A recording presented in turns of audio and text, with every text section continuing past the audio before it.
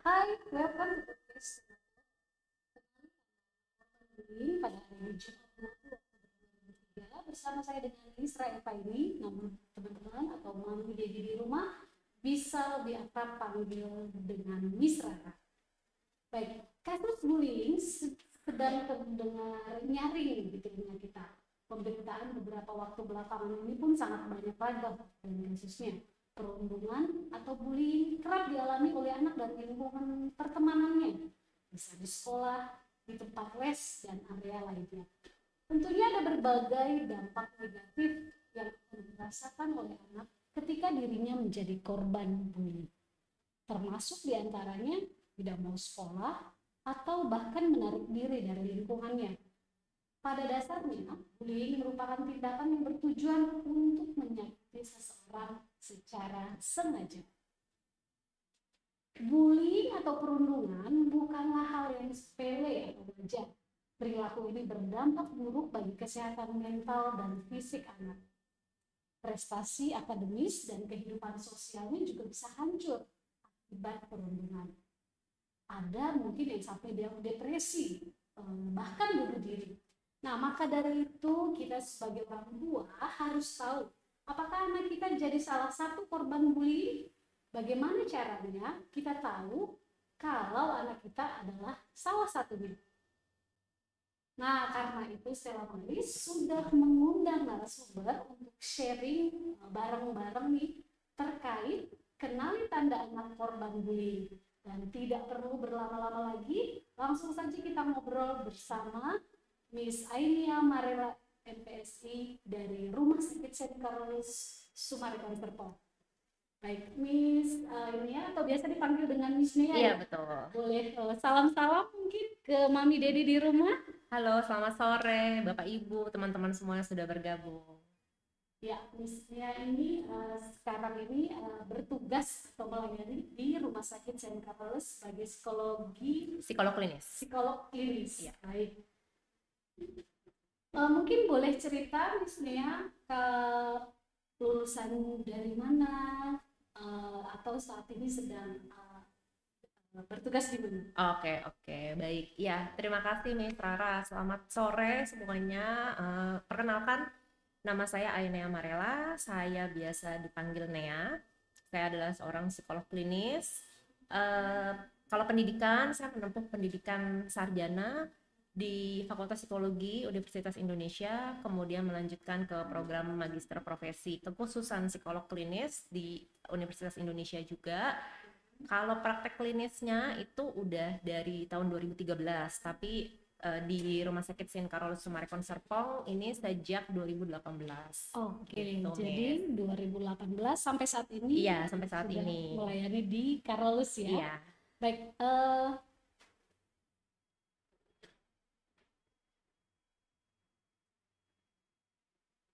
sebelum itu saya ingin memberitahu kalau akan ada giveaway berupa merchandise menarik dari Rumah Sakit St. Carolus untuk 3 penanya terbaik. Jadi mungkin nanti kalau ada teman-teman atau mami di rumah ingin bertanya, Ya. mumpung ada dengan dokternya, nanti kita boleh ngobrol ya. Boleh banget.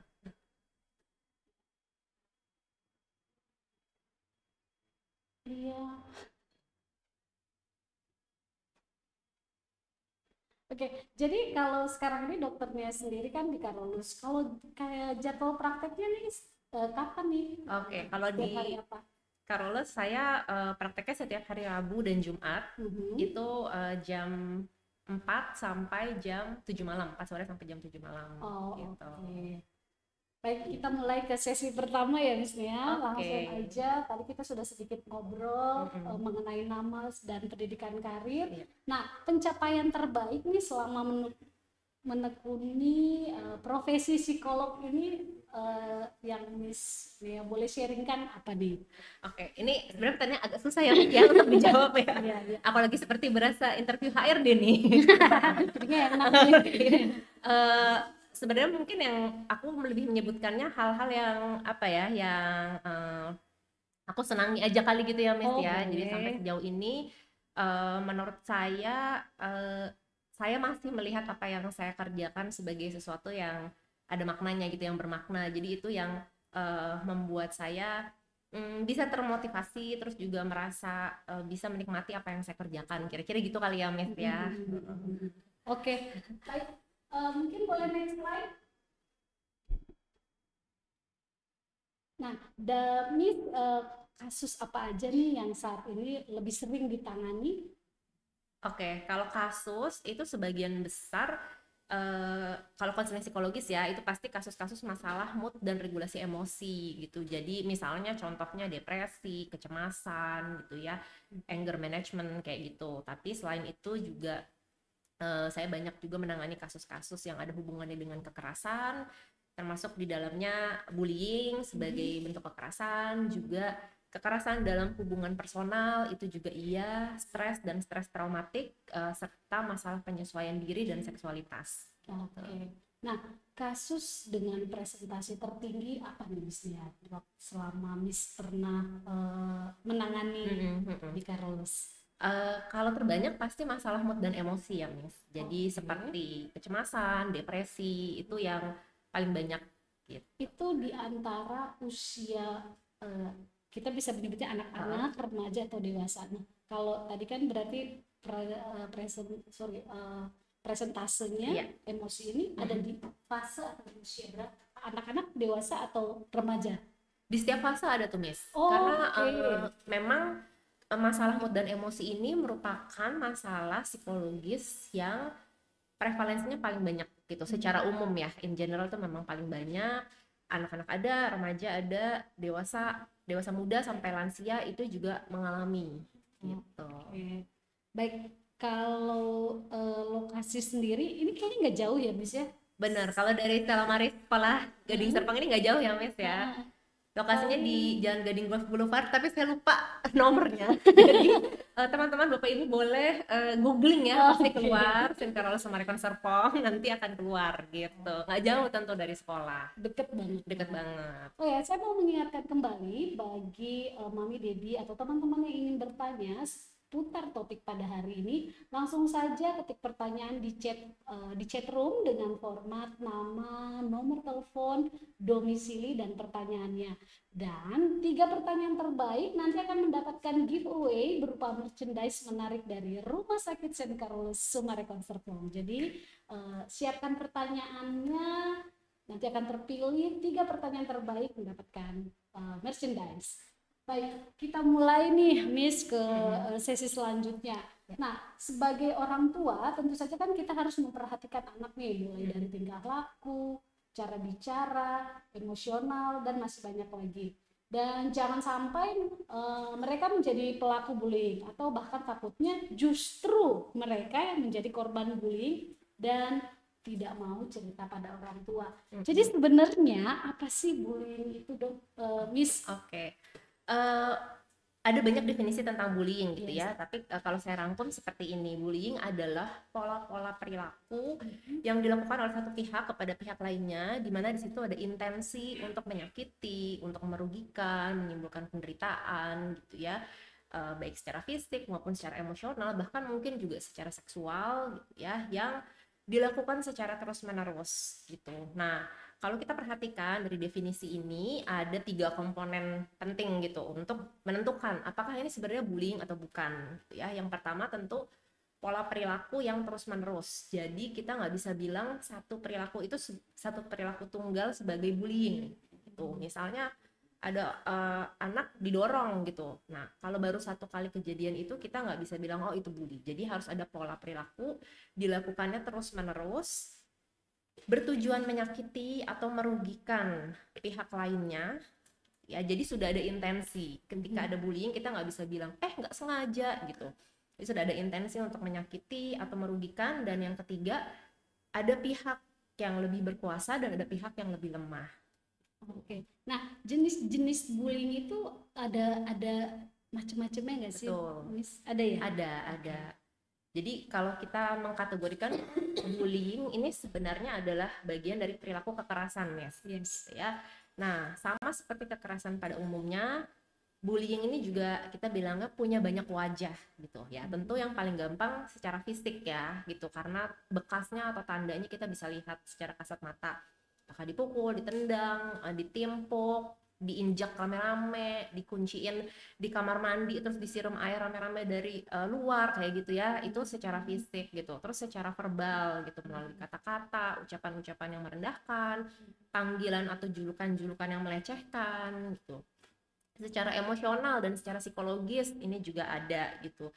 Ini agak sulit untuk dikenali karena biasanya tidak kasat mata, terus perlu diamati secara sungguh-sungguh gitu. Misalnya pola-pola seperti mengucilkan seorang teman atau sekelompok orang secara bersama-sama, atau kemudian mengirimkan teror-teror, gosip-gosip, desas-desus yang tidak benar gitu ya, terus kemudian mengirimkan pesan-pesan yang mengancam atau mengintimidasi gitu, yang kadang-kadang hanya diketahui oleh korbannya, jadi orang lain belum tentu tahu ketika itu dilakukan atau belum tentu menyadarinya gitu. Terus ada juga yang sebenarnya kita bilang secara seksual, walaupun kalau kita udah ngomongin bullying secara seksual ini juga bisa dikategorikan sebagai kekerasan seksual gitu ya. Misalnya kejadian anak yang dibully kemudian ditelanjangi bersama-sama gitu. Nah, itu sebetulnya kan bullying secara seksual. Nah, yang terakhir ini juga yang banyak marak terjadi akhir-akhir ini adalah cyberbully atau cyberbullying. Jadi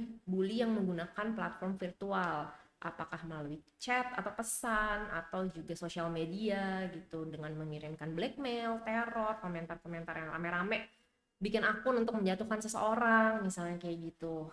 Gitu, Mes. Itu udah termasuk bullying Iya, itu ya? bisa termasuk bullying. Oke, aku kan tahu bullying udah ngeledekin temennya, udah itu Iya, ternyata banyak macam nih. banyak macam. Nah, kira-kira nih Miss Nea, apa saja sih faktor yang bisa mempengaruhi bullying itu bisa terjadi? Oke, faktor, kalau kita ngomongin faktor banyak banget nih, Mes. Jadi satu, dari internalnya individu itu gitu ya. Dari si anaknya sendiri Iya, ya. dari si anaknya sendiri. Misalnya keterampilan dia untuk berempati itu minim. Nah, itu juga bisa menjadi faktor gitu ya yang membuat seseorang bisa melakukan itu. Terus juga misalnya ciri-ciri kepribadian tertentu yang berkembang gitu. Tentu kita harus mengamati juga gitu dari masa kanak-kanak. Selain itu juga ada faktor lingkungan gitu. Apakah dia tinggal di lingkungan yang dekat dengan kekerasan, atau dia sering mengamati terjadi kekerasan, atau dia sendiri juga mendapatkan perlakuan kekerasan gitu. Nah, ini menjadi faktor-faktor risiko. Tentu semakin kecil usia anak, peran lingkungan jadi lebih besar gitu. Karena kalau anaknya masih kecil, dia kan pola pikirnya belum berkembang dengan baik, pemikiran abstraknya juga terbatas gitu. Jadi mereka akan lebih mudah menyerap apapun yang dia lihat, dia dengar gitu ya, dia amati. Ketika anaknya semakin besar, dia bisa mengembangkan pola pemikirannya sendiri gitu. Maksudnya lebih bisa berpikir abstrak, terus memperkirakan konsekuensi atau kejadian dari perilakunya dia, dampaknya bisa apa, itu kalau sudah remaja sudah lebih berkembang. Jadi faktor internal dari dalam dirinya bisa lebih berperan ketimbang anaknya kalau masih kecil gitu, Miss. Oke. Nah, bagaimana tindakan bullying dapat berdampak pada korban dan pelaku baik secara fisik maupun Psikologisnya dia ya, gitu ya. Dampaknya macam-macam. Kalau kita ngomongin dulu gini, saya mau memberitahu juga bahwa pelaku bullying ini biasanya adalah korban juga. Oh, jadi dia membuli karena pernah dibully gitu ya? Pernah dibully atau pernah mendapatkan kekerasan gitu di tempat lain gitu ya. Jadi para pelaku ini belajar bahwa cara-cara kekerasan, cara-cara intimidasi, membuli adalah cara yang tepat untuk mencapai tujuan gitu. Jadi dia meniru gitu ya, kasarnya dia meniru melalui serangkaian proses belajar atau observasi juga. Nah, dampaknya tentu kalau pada korban secara fisik ya pasti ya bisa ada luka-luka, terus luka yang sangat permanen itu juga bisa terjadi. Terus kayak baru-baru ini gitu ya, kasus yang sedang viral di mana anak bisa kehilangan penglihatan gitu ya karena perilaku kekerasan gitu ya, dan kita kaget, wah kok bisa ya anak kecil melakukan itu gitu. Selain luka-luka fisik juga misalnya luka-luka secara emosional. Nah, ini yang bisa berjangka panjang juga gitu apabila kita tidak mendeteksinya gitu. Misalnya perubahan perilaku, stres, depresi, kecemasan, stres traumatis juga sangat mungkin gitu ya, atau masalah-masalah perilaku sampai ke akademis kalau dia di sekolah gitu. Kalau pelaku pun sebetulnya juga mengalami dampak gitu dari perilaku yang dia lakukan gitu. Karena ketika dia membuli kan dia melakukan kekerasan gitu. Dan ketika itu dibiarkan atau tidak diintervensi, maka dia akan terbiasa dengan perilaku itu, bahwa melakukan kekerasan adalah cara gitu buat saya untuk mencapai tujuan. Nah, besar kemungkinan ketika dia melanjutkan kehidupannya, misalnya apakah nanti dia berkuliah atau naik ke jenjang pendidikan yang berikutnya, bisa jadi dia punya kesulitan untuk berteman gitu ya, atau mempertahankan pertemanan, juga bekerja sama dengan orang lain gitu, dan juga tentu masalah emosional seperti kemarahan-kemarahan yang sulit dikelola gitu ya, perilaku agresivitas yang bahkan bisa berujung pada bermasalah dengan hukum, itu juga bisa gitu ya kalau tidak diintervensi. Jadi panjang ya. Jadi panjang. Kalau di nanti misalnya mau kerja gitu ya, itu bisa sulit tuh, bisa susah gitu bertahan di tempat kerja, selalu punya masalah kayak gitu, Miss. Iya, iya. Nah, mengapa nih, Miss, kasus bullying di Indonesia tuh cukup tinggi? Oke. Miss taunya dari mana nih, Miss? Apakah sudah dapat? Iya, ini sebenarnya ada surveinya, Miss. Oh, betul ya. Okay. Jadi, tapi survei yang dilakukan salah satunya itu di tahun 2018 oleh lembaga survei internasional gitu. Jadi lembaga ini melakukan survei atau assessment terhadap sekitar 72 negara yang tergabung dalam OECD. Itu ini adalah lembaga organisasi kerjasama ekonomi dunia gitu. Nah, mereka melakukan survei ini tujuannya untuk mengassess atau menilai sistem pendidikan atau kualitas pendidikan. Nah, salah satunya kesejahteraan psikologi siswa-siswa dalam hal bullying ini gitu. Nah, dari 72 negara, Indonesia itu ada di peringkat kelima. Oh, kelima. Kelima gitu. Jadi dari 72. Dari 72 gitu ya. Tinggi ya. Iya, cukup tinggi, dan bukan suatu hal yang bisa kita banggakan gitu ya. Sedih malah. Iya, dan itu banyak sekali terjadi dan dialami oleh anak sekolah gitu ya, justru gitu. Dan mereka melaporkan bentuk-bentuk bullyingnya. Jadi memang kalau dibilang apakah angkanya ini tinggi, ya sebenarnya cukup tinggi, dan kita perlu cukup waspada ya, atau juga cukup concern nih dengan hal ini. Belum ada penelitian yang menunjukkan secara definitif gitu ya apa yang membuat angka itu jadi tinggi. Tetapi misalnya banyak literatur mengarahkan pada budaya gitu, Miss. Jadi budaya di mana misalnya ketika ada seseorang melakukan perilaku yang merugikan orang lain, kita menormalisasi itu. Gitu. Membiarkan gitu ya, kayak ya udahlah, namanya juga anak-anak. Benar, gitu, misalnya kayak gitu ya, namanya juga anak-anak. Atau kalau remaja saling menyakiti, ya namanya kenakalan remaja, wajar lah anak remaja kayak gitu. Jadi ya. Dibiarkan tanpa ada pengarahan atau tanpa ada intervensi gitu. Maka itu dianggap sesuatu yang wajar dan bisa diterima. Termasuk juga ini, Miss, pemikiran bahwa pelaku bully itu keren gitu. Nah, jadi kan kalau orang melakukan bully biasanya dia populer. Cuman kan nggak semua yang populer itu benar dan baik ya gitu. Jadi anak-anak remaja itu kadang melihat pelaku bully sebagai sosok yang keren, dan kalau itu tidak diintervensi maka orang bisa meniru dan mengikuti bahwa itu sesuatu yang oke loh, karena kamu disegani, kamu jadi dapat dalam tanda kutip rasa hormat dari orang-orang gitu, dan itu bisa menimbulkan masalah yang lebih lanjut lagi gitu, Miss. Nah, ini kita mulai masuk ke topik utama nih. Bagaimana kita bisa mengenali, oh anak ini nih korban bullying nih. Kira-kira ya mungkin karena kita bukan psikolog gitu ya, paling enggak ada enggak yang secara kasat mata setidaknya kita mulai aware nih gitu. Yang paling bisa dipercaya adalah kalau anak itu melaporkan, aku mengalami bully. Gitu ya. Itu valid ya. Itu yang paling yang paling valid, bisa dipercaya, meskipun kita perlu menelusuri lagi seperti apa dan sebagainya. Tapi kalau kita misalnya mau mendeteksi gitu ya, Miss ya, jangan-jangan ini anak kena bully nih gitu. Tentu kita harus tahu perilaku normalnya dia seperti apa. Normal tuh maksudnya sehari-harinya dia kayak gimana, tipikalnya dia gimana. Ketika menunjukkan perubahan perilaku yang cukup ekstrim gitu, misalnya tadinya sangat ceria atau tadinya sangat suka nih bersih-bersih gitu, kamarnya rapi, tiba-tiba jadi sangat berantakan gitu ya. Jadi mulai tanda-tanda itu bisa ya kita ada apa gitu.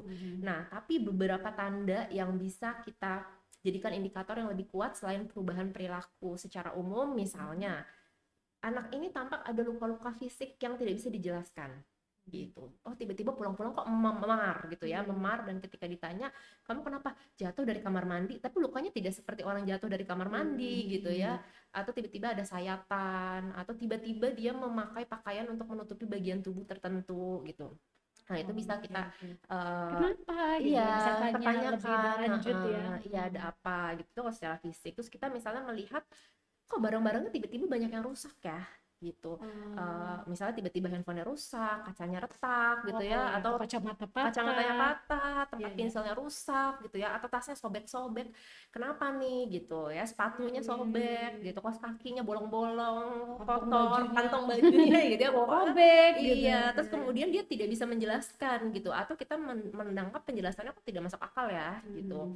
Itu secara yang kita observasi juga, termasuk perubahan perilaku, misalnya masalah makan dan masalah tidur. Tiba-tiba makannya jadi sangat tidak bernafsu atau terlalu bernafsu, jadi makannya sangat banyak Oh, gitu. bernafsu juga itu salah Iya, satu faktor ya? kalau sangat ekstrim ya Oke, oke, oke, gitu. iya, iya. Atau masalah tidur, tidur terlalu sedikit atau terlalu banyak gitu. Kalau sudah sampai disertai mimpi buruk, itu juga bisa jadi tanda yang sangat kuat gitu. Sering terbangun di malam hari gitu ya. Terus juga Gelisah gitu ya. benar gelisah, menunjukkan kecemasan dan ketakutan yang luar biasa, terutama kalau mau berangkat ke sekolah gitu ya. Nah, misalnya tiba-tiba kok dia menolak ke sekolah dengan sangat ekstrim, atau dia juga punya keluhan-keluhan fisik yang tidak wajar, misalnya tiba-tiba sakit perut, tiba-tiba sakit kepala gitu. Mungkin itu yang keluhan yang dibuat-buat supaya dia tidak ke sekolah, atau memang dia psikosomatis gitu, Miss. Jadi kalau orang stres kan kadang-kadang kita Iya, sakit ya, sakit perut perut. atau sakit kepala gitu ya, tiba-tiba vertigo ya, kayak kita mau ulangan aja bisa sakit perut gitu ya, buat aduh nggak masuk dia bikin surat sakit perut gitu ya. Nah anak kan Pusing iya hasilnya masalahnya. pusing gitu kan, nah itu psikosomatis ya. Nah pada anak-anak yang mengalami bully itu mungkin saja terjadi, dia punya keluhan-keluhan fisik yang kok nggak cuma sehari tapi berkepanjangan gitu ya. Terus juga misalnya ketakutan yang amat sangat, menarik diri dari lingkungan sosial, terlalu attached sama gadget gitu, jadi sampai nggak bisa lepas sama gadget, bahkan gadgetnya disembunyiin gitu supaya nggak ketahuan, karena mungkin saja dia diintimidasinya lewat handphone gitu. Nah itu juga bisa gitu ya. Terus juga sangat mungkin tiba-tiba menunjukkan luapan emosi yang ekstrim, misalnya mudah sekali marah, yang tadinya marah nggak pernah banting barang tiba-tiba jadi banting barang, betul, yang merupakan ekspresi dia frustrasi sekali gitu, sehingga dia melakukan itu gitu. Nah ini tanda-tanda yang bisa kita perhatikan gitu, Miss, walaupun kita perlu tanya lagi untuk memastikan. Ternyata banyak ya. Tadi tuh Banyak. cuma kalau tadinya sempat berpikir ya paling ya wajahnya muram gitu. Ternyata Iya, banyak faktor itu, bener. pengetahuan baru nih. Thank you. Apalagi kalau ini, Miss, juga termasuk penurunan prestasi akademis ya Oh, oke, gitu ya, ya. ya. Jadi Tiba-tiba yang tadinya nilainya misalnya nilainya baik-baik. benar tiba-tiba anjlok, atau di kelas tiba-tiba kalau ditanya nggak mau jawab sama sekali gitu. Nah itu juga bisa. Oke. Nah, perubahan apa saja yang terjadi ketika anak menjadi korban bullying? Oke, perubahannya yang seperti tadi ya, Miss ya. Secara emosional tadi apakah jadi Oh, tadi sangat ceria jadi eh, murung misalnya. tanda-tanda depresi ya, kesedihan yang berkepanjangan, atau juga iritabilitas. Iritabilitas itu anak ini jadi mudah sekali terganggu. Dengar suara sedikit marah, terus emosi, terus misalnya di rumah, kamu tuh cuci piring gitu. Biasanya nggak terlalu marah, terus sekarang bisa jadi marah banget gitu. Jadi iritabilitasnya meningkat, mudah sekali merasa terganggu. Nah, iritabilitas meningkat ini adalah indikasi dari level kewaspadaan yang bertambah gitu. Nah, kenapa dia berwaspada? Karena dia selalu berada dalam posisi terancam gitu. Sehingga itu terbawa terus sampai ke rumah, ke lingkungan sosial, di tempat les, di mana-mana gitu, Mas. Jadi perubahan perilaku dan perubahan emosionalnya yang seperti tadi sudah kita bahas. Akibat fatal yang bisa terjadi ketika anak menjadi korban bullying itu paling fatal tuh apa ya? Macem-macem gitu ya. Tentu kalau secara fisik ya mungkin kecacatan, ada yang berita-berita juga kan yang sampai meninggal ya, Ya, gitu, yang kemarin dipukulin rame-rame terbaru gitu itu ya. ada yang Bunuh diri juga loncat. ada gitu ya. Jadi itu yang paling ekstrimnya. Salah satunya juga sebenarnya fatal adalah kemudian jadi pelaku, Miss. Oh, Gitu. oke, oke, oke. Jadi di kemudian hari ya bisa jadi pelaku. Perubahan perilaku atau emosional yang ekstrim yang kemudian mengarahkan pada gangguan psikologis yang cukup serius, itu juga bisa menjadi dampak yang fatal gitu. Nah, bagaimana langkah yang diambil orang tua ketika dia tahu, oh anak saya jadi korban bullying nih? Langkah apa yang harus diambil nih, Mas? Oke. Kalau anak udah sampai mengaku gitu ya bahwa iya Hmm. benar saya mengalami bullying, satu orang tua perlu tetap tenang gitu. Ya walaupun bergejolak, Ya, bergemuruh gitu ya nangis hatinya terus. iya atau kok bisa sih gitu Hmm. ya, tetap tenang. Maksudnya ketika kita tahu dan anak itu sudah mengaku bahwa iya saya mengalami bully atau saya diintimidasi gitu, anak ini butuh tempat aman. Jadi kalau orang tua panik atau kalau orang tua jadi cemas itu tidak membantu anak. Jadi tenangkan diri sendiri dulu gitu ya. Terus kalau perlu tarik nafas dulu. Jadi jangan kenapa kamu jadi heboh gitu, itu sebetulnya kurang membantu buat anak. Walaupun Malah tambah.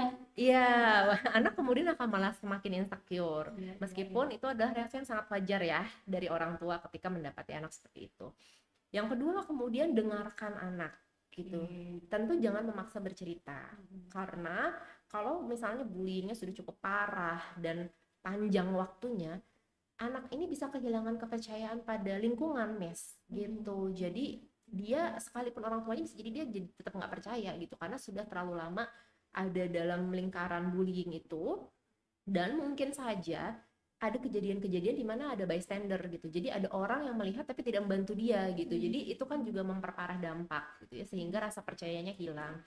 Jadi kasih kesempatan dia untuk ngomong, dipercaya, jangan memaksa untuk bercerita, tapi kita bisa bilang aku ada di sini kalau kamu mau cerita gitu ya, mama sama papa mau mendengarkan, atau kita bisa bilang aku percaya sama cerita kamu gitu, kamu cerita apa aja gitu.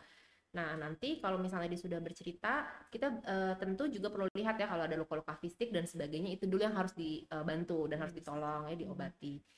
Kalau anaknya sudah lebih besar, misalnya remaja, kita bisa tanyakan dia butuh apa. Jadi kita bisa bantu. Apakah perlu melapor kepada pihak sekolah? Tentu perlu, tapi harus disesuaikan dengan kesiapan anak. Karena melapor itu kan butuh kesiapan mental juga ya, Mies. Jadi semua orang akan tahu atau Benar gitu, dan mungkin dia khawatir nanti kerahasiaan aku terjamin nggak nih gitu ya, nanti kalau identitas aku dibongkar gimana nih gitu, aku semakin malu kah atau aku akan semakin diancam gitu. Jadi perlu berdiskusi, mempersiapkan anak ya, dan kemudian kalau anaknya sudah lebih tenang atau apakah butuh bantuan profesional, boleh dibawa ke profesional.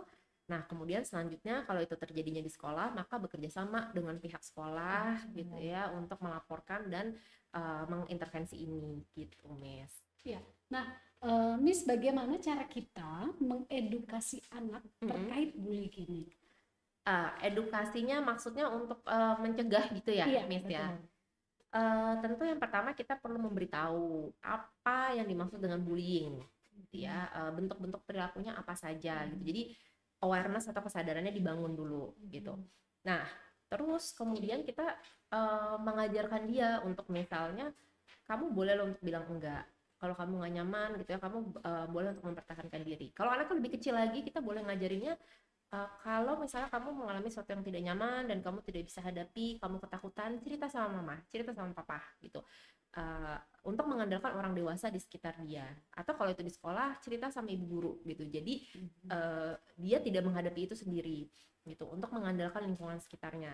Nah, selain itu yang juga lebih penting adalah orang tua memfasilitasi atau memberi contoh gitu. Mesti ini yang paling penting sih gitu. Jadi memberi contoh tentang bagaimana sih perilaku-perilakunya, perilaku-perilaku seperti apa yang dianggap menghargai atau menghormati orang lain gitu. Jadi misalnya ketika di rumah anaknya ini menolak sesuatu gitu ya, misalnya ayo pergi kita mau ketemu ini, dan setiap anaknya berkata tidak selalu ditolak oleh orang tuanya gitu, atau selalu tidak didengarkan. Nah maka ini tidak membiasakan anak untuk mempertahankan pendapatnya gitu, jadi dia nanti akan selalu tidak berani bilang tidak gitu. Meskipun tidak semua tidak anak harus kita turuti, tapi kita perlu menggunakan cara-cara yang tidak menimbulkan ketakutan atau intimidasi pada anak gitu ya. Terus juga misalnya menghargai pendapatnya anak di rumah gitu, itu sebenarnya bagian dari kita mengedukasi anak bahwa pendapat kamu itu penting dan berharga juga loh gitu. Jadi kamu boleh ngomong gitu. Terus memberi contoh yang lain juga, misalnya kayak kita nggak pernah marahin anak atau kita nggak pernah pukul anak, tapi kita ngomong sama orang lain kasar, teriak-teriak, maki-maki gitu. Nah itu juga sebetulnya bukan contoh yang baik. Maka anak bisa meniru, oh kalau sama orang lain aku bisa kayak gitu gitu. Jadi kita juga harus konsisten dalam memberikan contoh ke anak ya. Nah ini karena ada cyberbully, jadi kita juga perlu terlibat nih dalam kehidupan online anak gitu. Tentu bukan nggak selalu harus artinya bertukar password dengan anak, tapi misalnya kita bisa sama-sama gitu buka sesuatu secara online, kita buka komen misalnya komen, terus kita tanya menurut kamu komen yang seperti ini gimana gitu. Jadi kita juga menunjukkan oh komen yang seperti ini tuh nggak sopan loh, atau komen yang seperti ini menghina atau merendahkan orang, ini nggak baik kayak gitu. Jadi mengedukasi, lihat yang nggak baik bener, itu kayak gini iya gitu. Dan menjelaskan bahwa dunia virtual atau dunia online itu sebetulnya terhubung sama dunia nyata atau offline. Jadi kalau kamu posting itu kayak gitu, orang tuh bisa tahu loh kamu kayak gitu, dan di dunia nyata kamu sebetulnya nggak bisa berkelit gitu. Jangan bersembunyi di balik handphone atau bersembunyi di balik laptop gitu. Karena itu merupakan jejak digital yang tidak bisa hilang gitu ya. Jadi terlibat secara digital dan buka ruang komunikasi dengan anak. Jadi kalau anak itu bercerita, kita dengarkan tanpa menghakimi atau tanpa kok bisa sih kamu begitu gitu ya. Nah biasanya kalau responnya seperti itu, anak jadi takut atau enggan untuk bercerita gitu. Jadi kita membekali anak supaya percaya diri bahwa dia punya hak untuk dihargai sebagaimana dia juga menghargai orang lain gitu. Oke, jadi diberi kesempatan ya, Iya. semua yang kamu harus gini, kamu harus gini, Iya. jadi hanya apa kata orang tuanya Betul. gitu kan, kadang ada yang kayak gitu ya, kamu tuh Betul. masih anak-anak, kamu harus dengerin, kamu Iya. harus, tapi menghargai mereka, pendapat mereka. Benar. Nah itu kan peran orang tua nih, Iya. kalau peran sekolah kira-kira seperti apa, Miss? Nah, peran sekolah sebenarnya agak mirip juga kayak peran orang tua Oke. gitu. Tapi misalnya gini, satu sosialisasi tentang tadi ya bullying, apakah melalui jam khusus untuk menjelaskan bullying gitu ya, mensosialisasikan kebijakan zero tolerance gitu sama bullying. Dan kalau perlu itu masuk dalam peraturan sekolah, baik antar guru, guru dengan karyawan, guru dengan murid gitu.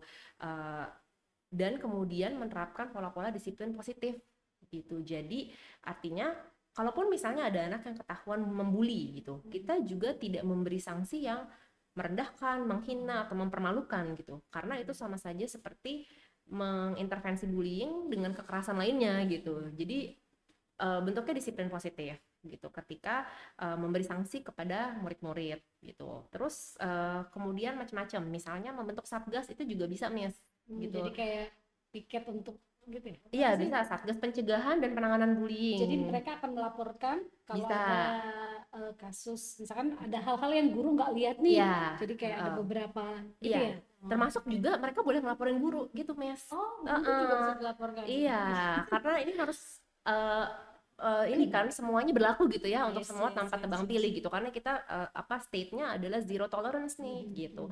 Nah terus kanal-kanal pelaporannya biasanya dibuat yang se-confidential mungkin gitu. Jadi oke, ini kanal yang bisa dipercaya. Kalau kamu lapor atau kamu misalnya whistleblower, kamu nggak akan dilaporin loh identitasnya. Kak, si yang melapor si ini gitu. Tentu kalau kayak gitu orang jadi enggan ya untuk melapor. Iya, takut gitu. Iya, jadi menjamin kerahasiaan juga dan kemudian penanganan gitu. Nah, pada beberapa program siswa itu dilibatkan gitu, misalnya untuk menjadi dalam tanda kutip agen perubahan gitu, terlibat gitu ya, termasuk memberikan peer support group. Jadi oke, kepada siapa nih kamu bisa bercerita. Nah tentu ini ada sekelompok misalnya siswa yang dalam tanda kutip di training untuk memahami bullying, kemudian mendengar empati gitu, memberikan contoh bagaimana sih bersikap empatik, mempraktekkan empati dalam kehidupan sehari-hari gitu ya. Dan kemudian juga peran sekolah adalah mengambil tindakan yang tegas ketika ada perilaku bullying terjadi gitu. Ya.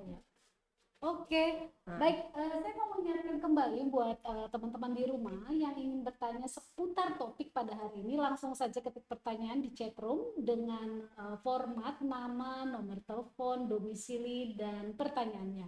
Nah, 3 pertanyaan terbaik nanti akan mendapatkan giveaway berupa merchandise menarik dari Carolus Subarekon Serpong.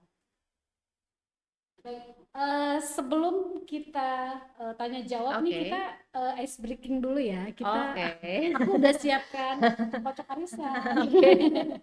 Jadi ini tuh ada beberapa istilah-istilah bullying yang mungkin aku Heeh. sendiri belum pernah dengar atau Oke. mami di rumah. Jadi nanti buka dok, Heeh. nanti aku baca misalnya Isinya apa apa, gitu ya? nanti Heeh. dok boleh sampaikan secara singkat. Hmm. Misalnya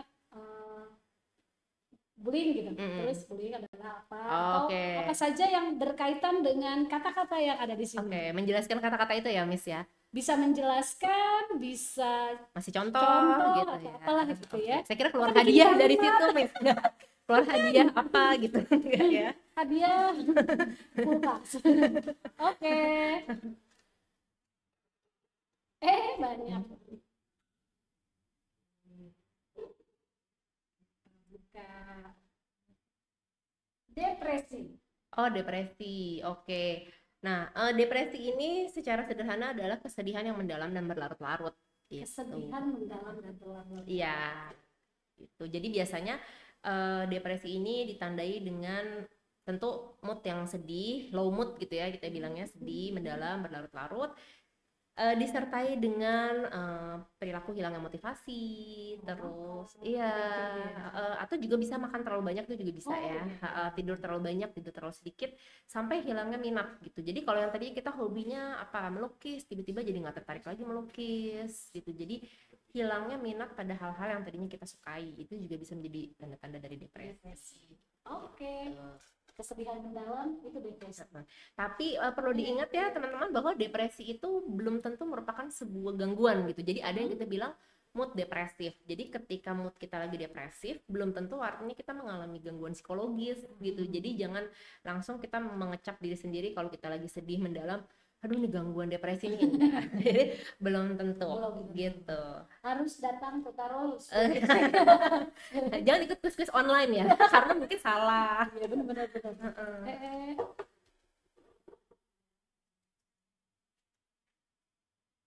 Perundungan, bullying. Oh ini udah ya. Udah tadi tadi ya.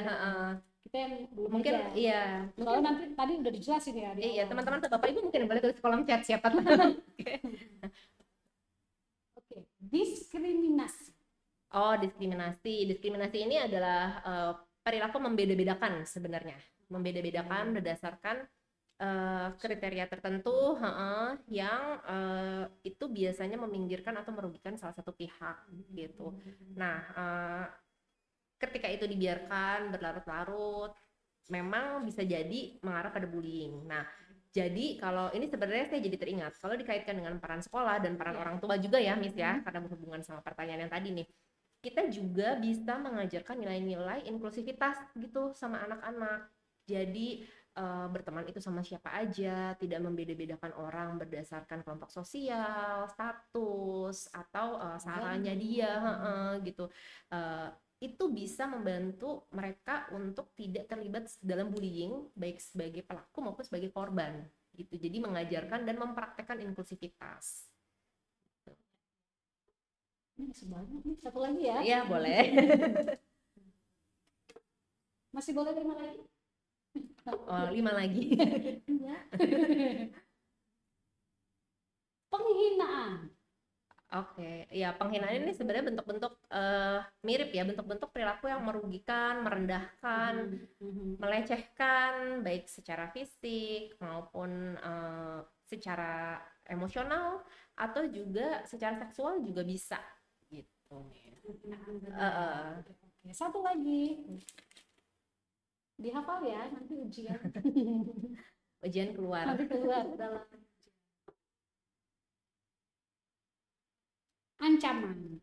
Apa ancaman? Ancaman ini sebenarnya salah satu bentuk bullying secara psikologis ya, gitu. Jadi ancaman-ancaman yang kalau misalnya, oh kalau kamu tidak melakukan ini, besok kita akan apa gitu ya, itu merupakan bentuk kita temenin loh. Iya, atau misalnya besok nama kamu kita nggak tulis loh di kerja kelompok gitu, padahal dia yang ngerjain tugasnya kayak gitu ya, kamu harus ini loh. Jajanin kita semua, traktir kita semua gitu.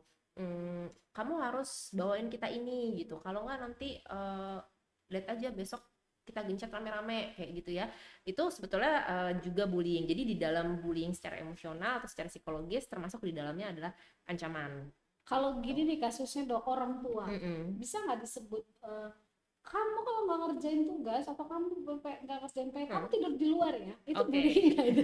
Nah ya ini pertanyaan yang bagus nih gitu kan, nanti anaknya tiba-tiba di rumah gitu ya, mama bully aku gitu, aku laporin ke KPAI gitu kan.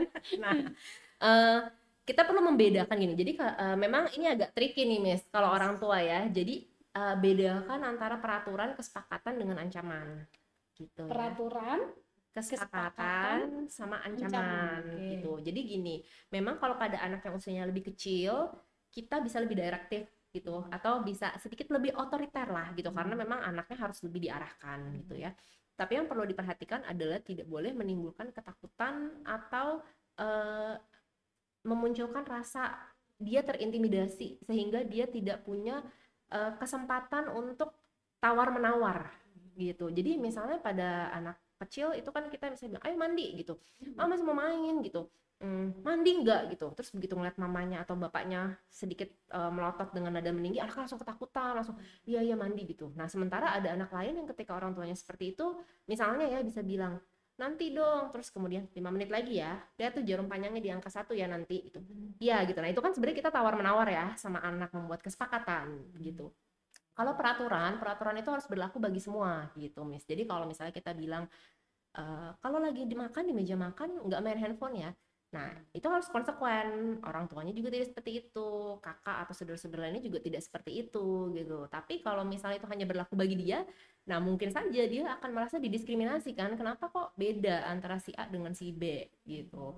Nah jadi tergantung bagaimana. Jadi kalau misalnya kalau kamu nggak mandi, kamu tidurnya di luar gitu, mungkin saja menjadi ancaman kalau misalnya itu membuat anak tidak bisa tawar menawar, terus kemudian membuat dia sangat ketakutan sehingga besok-besoknya dia tidak berani menyatakan pendapatnya lagi kayak gitu.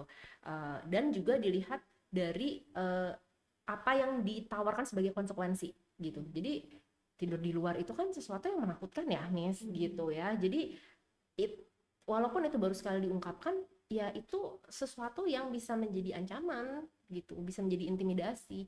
Atau misalnya ini juga pernah ada kasus gitu, kalau kamu nggak melakukan ini, lihat aja besok kamu udah ngambang di sungai ini gitu.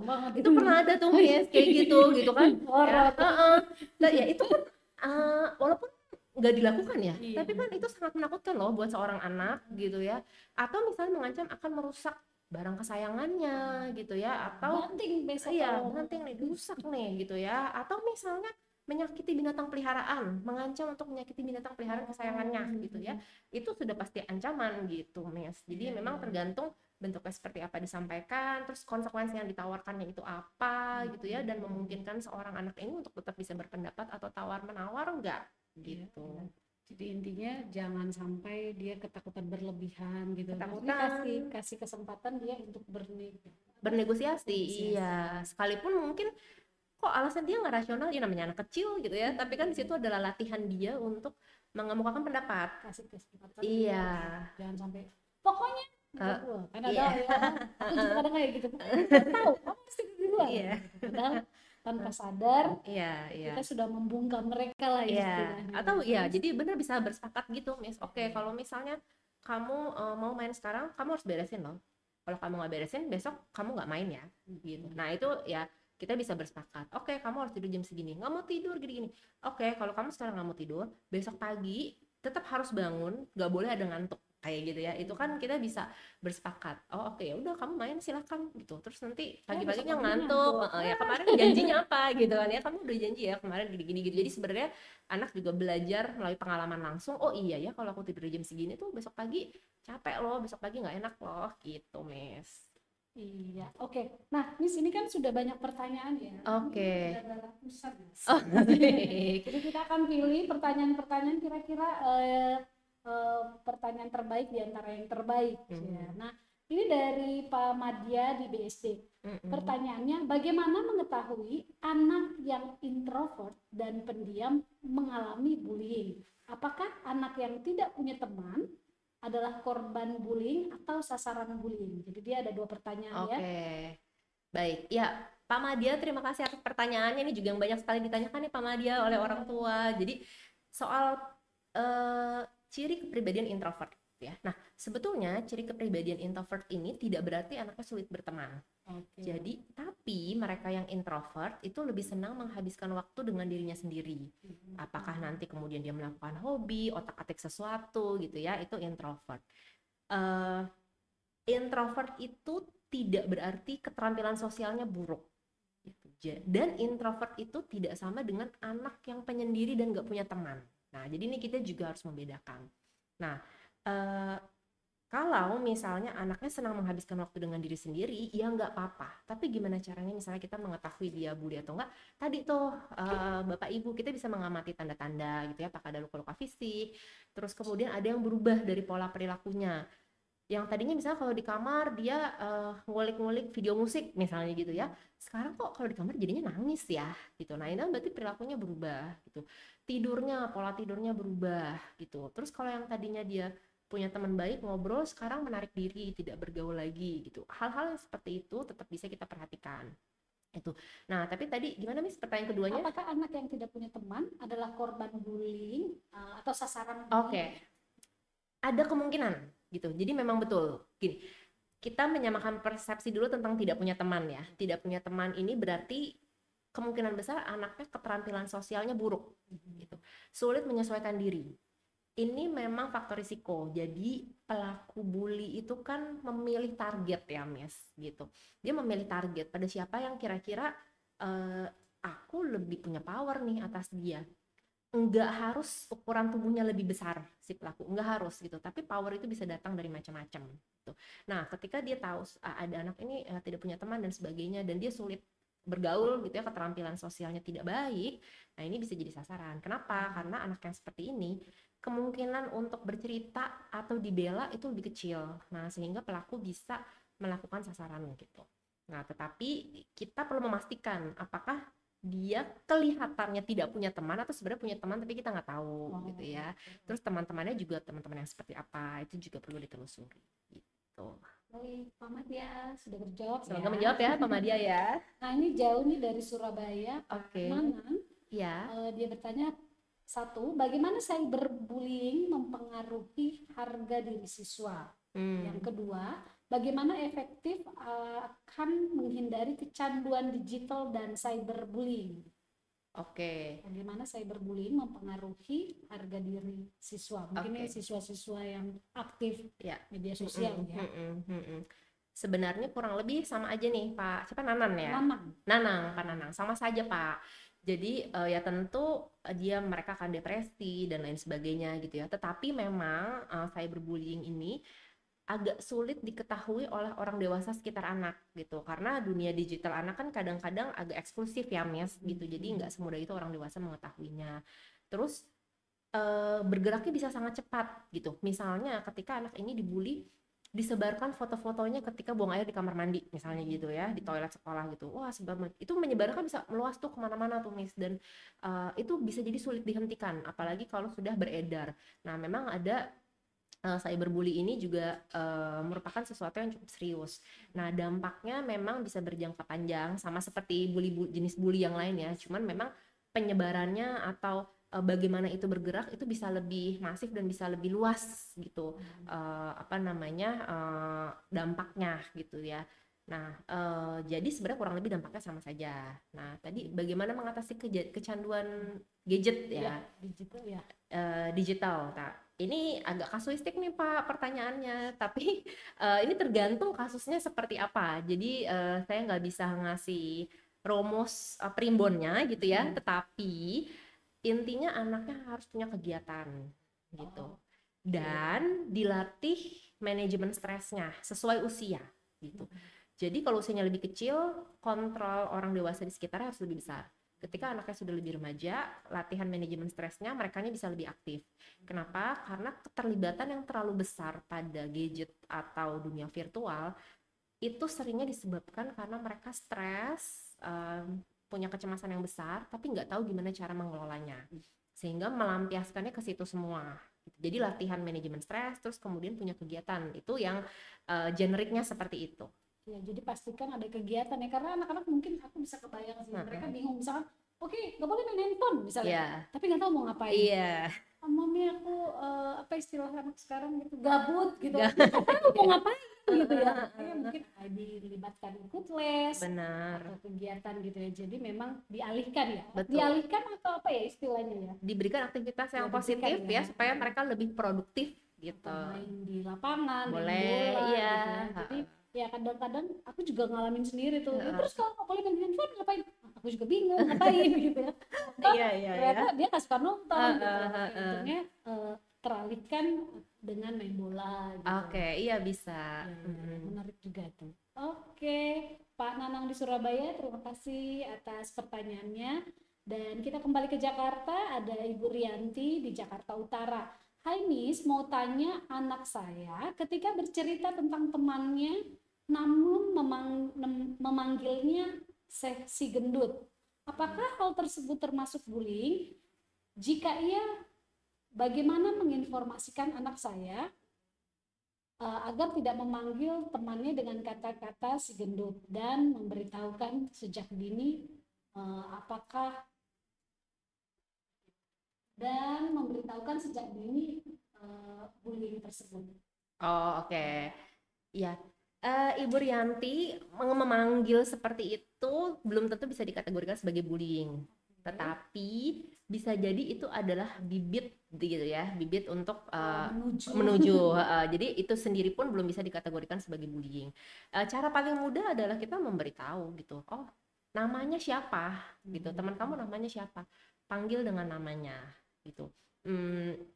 Kalau besok-besok dia ngomong lagi si gendut, bisa kita boleh tidak menanggapi gitu. Siapa sih? Mami nggak tahu tuh siapa si gendut gitu, namanya siapa gitu. Nah itu yang kedua, juga kita perlu memberi contoh atau juga merefleksikan di lingkungan sekitar anak, siapa sih yang suka ngasih julukan sama orang sekitar gitu. Nah mungkin anak meniru gitu, apakah ada orang-orang di sekitar rumahnya atau di lingkungan keluarganya atau mungkin tayangan-tayangan di sekitar dia gitu ya. Dan kemudian mencoba mengajak anak berempati. Ini tergantung usia anaknya berapa nih, Ibu Rianti. Jadi kalau misalnya anaknya udah di atas 5 tahun atau mulai dari 5 tahun, kita bisa ngajak dia perspective taking gitu. Jadi bertanya, kalau dia dipanggil si gendut, menurut kamu dia merasa apa? Dia akan merasa apa gitu. Kita beritahu gitu, sambil tadi ketika dia menyebut itu, kita namanya siapa? Kita panggil dengan namanya gitu. Baik, selanjutnya dari Miss Karin di Gading Serpong. Bagaimana cara orang tua mengembalikan mental anak yang sudah terkena bullying? Oke. Miss Karin, ini pertanyaannya susah-susah gampang. Tergantung dampaknya seperti apa ya, Miss. Maksudnya gini, bisa jadi kalau itu dampaknya cukup berat gitu ya. Artinya berat tuh misalnya, apakah anak ini sebelum mengalami bullying sudah pernah punya riwayat kekerasan yang lain sebelumnya gitu. Nah itu bisa memperparah dampak. Jadi mengembalikan mentalnya, yang paling pertama adalah fokus pada mengembalikan kepercayaan dirinya. Kalau sudah berat memang harus dibantu profesional, nggak bisa sendiri gitu ya, apakah perlu konseling atau terapi gitu. Yang pasti meyakinkan anak bahwa dia berharga, dia tidak layak untuk misalnya ditindas atau diintimidasi. Kalau anaknya masih lebih kecil lagi, misalnya SMP atau SD, boleh bilang kalau kesulitan minta bantuan mama, minta bantuan papa kayak gitu ya, karena mungkin di awal-awal rasa percaya dirinya masih anjlok nih gitu. Dan kalau mama dan papanya yang kesulitan juga, misalnya shock atau kaget gitu melihat anak seperti itu, kan kadang-kadang menimbulkan secondary trauma untuk orang tua ya. Nah mungkin orang tuanya juga yang perlu melakukan konseling gitu, Miss. Mungkin perlu, karena di Gading Serpong ke Carolus gitu ya, Miss Karin ya. Mami Karin. Nah selanjutnya ada Pak Mukti di Poris. Dia bertanya, anak saya perempuan 7 tahun, kelas 2 SD. Akhir-akhir ini suka tiba-tiba moodnya berubah dengan cepat. Dari suasana baik, tiba-tiba teriak-teriak dan marah-marah, bicara yang keras ke semua orang. Dan sering anak ini nggak mau sekolah. marah-marah dan bilang malas ke sekolah. Bagaimana sebaiknya kami orang tua mengatasi hal ini biar anak tidak suka marah-marah, biar anak tidak marah-marah nggak jelas. Ya, gitu. Oke. Baik. Kita mencari tahu dulu nih Pak Mukti ya, anak ini punya stresor apa? Gitu. Jadi biasanya ketika anak menunjukkan perubahan emosi yang dirasa cukup signifikan, biasanya ada stresor. Kita cari tahu dulu nih, apa stresor anak ini. Nah, kemudian kita bisa tanya, bisa ajak berdiskusi. Anak usia 7 tahun itu sudah bisa diajak berdiskusi. Jadi kita bisa, oke, tadi kamu teriak-teriak itu marah ya? Atau kamu merasa apa? Jadi diajak berdialog tentang perasaannya. Nah, tentu lagi-lagi orang tuanya perlu tenang. Jadi kalau misalnya kita bertanyanya, apa sih marah-marah terus dari tadi gitu. Nah, itu mungkin akan semakin meningkatkan tensinya anak ya gitu. Jadi kita perlu, oke, kalau anaknya masih marah-marah, kitanya nggak tenang untuk ngadepin dia, kita minggir aja dulu, time out. Iya, kita jangan ada di situ, nanti terpancing ya. Ya udah minggir aja dulu gitu. Daripada langsung menanggapi gitu, nanti malah jadi tidak sehat interaksinya. Kalau udah lebih tenang, kita boleh balik, kemudian kita tanyakan. Nah, mungkin saja nih kalau anaknya masih 7 tahun, dia bisa jadi meniru cara berespon orang di sekitarnya gitu. Misalnya dia melihat orang dewasa di sekitarnya kalau stres ya marah-marah atau berteriak gitu ya. Nah, sementara anak usia 7 tahun ini kan belum terlalu terampil untuk mengenali perasaan-perasaannya dan melabel emosi-emosinya gitu. Jadi kita perlu bantu untuk mengenali emosinya itu dan mengajarkan cara-cara kalau misalnya kamu lagi tidak tenang, lagi marah dan sebagainya, apa yang bisa kamu lakukan. Kita juga bisa memberikan contoh gitu di rumah, juga misalnya ketika berinteraksi dengan pasangan atau berinteraksi dengan anak gitu ya, gimana ketika kita sedang sangat stres, kita tetap bisa tenang loh gitu. Nah, itu juga bisa jadi contoh yang diobservasi oleh anak gitu, Miss. Baik, ini pertanyaan sebenarnya banyak banget. Sampai, tapi ini ada satu lagi yang tolong dibaca gitu katanya. Ya, jadi Pak Mukti ini kayaknya punya 2 anak. Jadi yang namanya Pak Mukti lagi. Ini pertanyaan terakhir ya. Jadi yang lain-lain nanti mungkin bisa japri.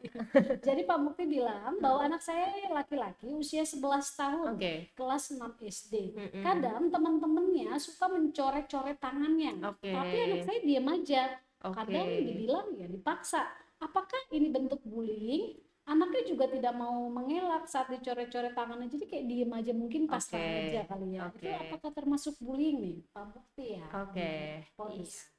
Pak Mukti perlu tanya Pak sama anaknya gitu. Jadi ketika anaknya dicoret-coret dan tidak mengelak, kita perlu bertanya penghayatannya anak apa gitu ya. Jadi apa yang kamu rasakan? Menurut kamu perilaku coret-coret itu buat kamu maknanya apa gitu. Pada anak remaja, ini kan anaknya udah mau mulai puber nih ya, 11 tahun gitu ya, mulai sebentar lagi masuk SMP gitu. Pada anak-anak usia segitu, seringnya menjadikan ekspresi iseng-isengan sebagai cara berinteraksi dengan teman gitu. Nah, misalnya ada anak yang ketika dia jadi sasaran iseng temennya, selama itu tidak berlebihan dan dia masih bisa bercanda, masih bisa ketawa-ketawa sama teman-temannya ini, dia merasa itu adalah bentuk perhatian temannya gitu, bahwa temannya notice, oh ada dia loh gitu. Bisa jadi seperti itu juga. Nah, jadi kita perlu menelusuri nih, anaknya perasaannya gimana, penghayatan anak itu gimana, apakah di luar coret-coret tangan anaknya ini bisa berinteraksi secara positif dengan orang-orang ini gitu. Berinteraksi secara positif itu maksudnya boleh bisa menyuarakan pendapatnya, dia didengarkan gitu ya, atau dia juga merasa terdukung dengan adanya teman-teman ini gitu. Kalau misalnya seperti itu, maka kita nggak bisa bilang itu bullying gitu. Jadi perlu mengecek ke anaknya Pak gitu. Baik, ini tanpa terasa, beneran nggak kerasa sih jadi ini udah jam 4 lewat, tapi betul sekali Miss. Oke, baik, mungkin pesan-pesan nih dari Miss Nia selaku psikolog dari Rumah Sakit St. Carolus terkait dengan kenali tanda anak korban bullying, bisa boleh disampaikan Mami Dedi di rumah. Oke, iya. Bapak Ibu dan mungkin teman-teman yang lain ya, yang mungkin kalau bullying kita sudah sangat sering dengar gitu ya Miss ya, dan yang saya mau tekankan adalah bullying ini adalah sesuatu yang sangat serius. Jadi kita tidak bisa menganggap ini sebagai tadi, oh bercandaannya anak-anak, oh sekedar kenakalan remaja gitu ya. Atau juga mungkin ada yang berpendapat gini, dulu saya disiram rame-rame sama teman satu kelas nggak apa-apa, sekarang saya baik-baik aja gitu ya. Mungkin ada yang berpikir seperti itu karena ada sebagian yang kita bilangnya punya survivorship bias gitu, bias survivor, bahwa kalau saya nggak apa-apa orang lain juga harusnya nggak apa-apa dong gitu ya. Eh, Perlu diperhatikan, jangan-jangan ketika saya bilang saya nggak apa-apa bisa jadi ada sesuatu yang tidak saya sadari juga gitu. Jadi kita juga tidak bisa menormalisasi pola-pola perilaku yang tadi tuh menindas, merendahkan, mengintimidasi. Jadi kita harus selalu menanggapi bullying secara serius, dan dimanapun kita berada kita zero tolerance gitu sama bullying. Iya, jadi tidak memberikan excuse terhadap perilaku bullying siapapun yang melakukan, dan berikan contoh bagaimana memperlakukan orang lain dengan respect, dengan hormat, dan memperlakukan orang lain dengan empati. Dengan demikian itu menjadi cara bagi anak-anak juga untuk belajar ya, supaya dia bisa melindungi dirinya tapi juga menghormati orang lain gitu, Miss. Ya, baik. Terima kasih banyak ya Miss Ania sudah mau meluangkan waktunya hari ini. Sama-sama, Miss. Yang sudah kita bahas. Aku pribadi sendiri banyak banget yang aku informasi yang aku dengar gitu. Dan pastinya juga buat Mami Dedi di rumah sangat bermanfaat gitu ya. Nah, terima kasih juga untuk seluruh peserta yang sudah setia menonton dari awal podcast sampai akhir. Dan ini akhirnya bagian yang ditunggu-tunggu sama peserta, yaitu pengumuman pemenang giveaway dengan kenali tanda anak pada hari ini. Dan nama pemenangnya adalah teng-tereng ya. Pertama, Pak Mukti di Foris. Pak Mukti. Kebetulan Pak Mukti 2 pertanyaan ya, tapi adanya 1. Ya 2. Kemudian Miss Karin di Gading Serpong dan Pak Madya di BSD. Jadi selamat. Pastikan nomor WhatsApp yang diberikan terdaftar dapat dihubungi oleh tim marketing communication Stella Maris. Nanti akan dihubungi untuk mengkonfirmasi hadiahnya melalui WhatsApp. Dan nantikan Stema Talk minggu depan setiap Jumat jam 3 sore bersama narasumber kredibel dan host-host Stella Maris yang super kece. Dan sekedar mengingatkan Mami Dedi di rumah, Stella Maris sudah bekerja sama dengan Rumah Sakit St. Carolus di Gading Serpong. Jadi kalau Mami Dedi di rumah mungkin mau ketemu dengan Miss Nea di psikolog di Rumah Sakit Carolus, mungkin bisa datang. Dan langsung bisa saja kalau teman-teman Stella Marian menunjukkan ID card siswa atau ID card karir gitu ya. Baik, bagi Bapak Ibu yang tertarik dengan Stella Maris bisa menghubungi kami di nomor 0878 7278 5231. Kalau Rumah Sakit Carolus IG-nya apa nih, Miss? IG-nya RS ST Carolus Sumarekon Serpong. Iya. Oh ya. Itu ya. Nanti bisa browsing. Jadi dapatkan informasi terbaru tentang podcast dengan Stella Maris di Instagram. Instagramnya Stella Maris @stellamaris.sch. Jadi akhir kata saya dengan Miss Rara dan saya dengan Nea pamit undur diri. See you on the next podcast. Bye. Cara guru-guru ngajar di sini sih sangat inovatif ya. Terus kayak nggak selalu berpacu pada suatu materi dalam buku, tapi kita juga dibebasin untuk berpikir secara luas.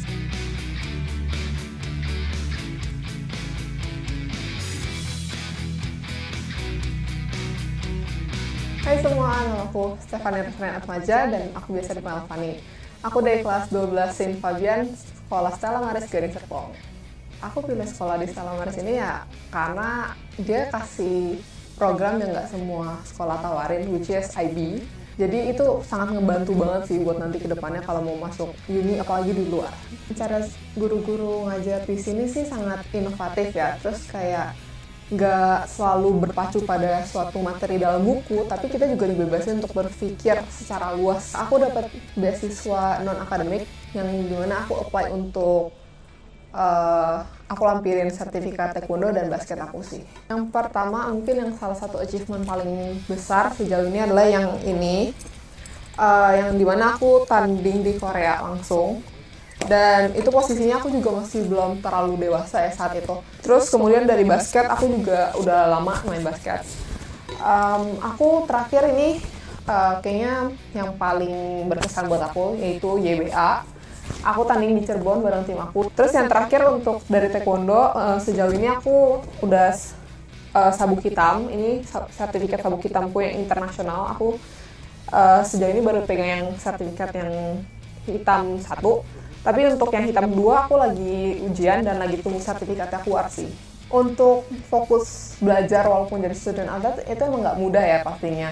Tapi yang pasti dari awal tuh kita udah harus set our priority. Yang dimana kita udah nentuin nih kita mau fokus jadi atlet kah atau mau ambil olahraga itu sebagai ya udah just for fun, not for our future gitu. Jadi aku udah set priority bahwa kedepannya aku mau fokus ke karirku kedepannya dan bukan jadi atlet. Jadi aku mau tetap aku nilai bagus di sekolah, bisa masuk ke top university di kedepannya nanti, dan ya udah gitu sih. Stella Maris seru! Ayo gabung ke Stella Maris Gading Serpong, and I'm Stella Marian and I'm ready for digital transformation.